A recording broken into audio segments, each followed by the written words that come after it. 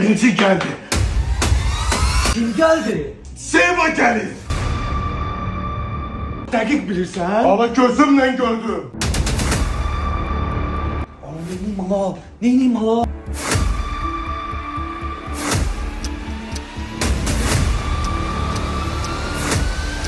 Müəllim, sizdə başqa nə olacaq? Burada ne yüzersin? Hiç buradan keçirdim, maşınımı gördüm, dedim görüm ne edirsən burada. İşte girin ben eve. O sumka kimindir? Anama değil.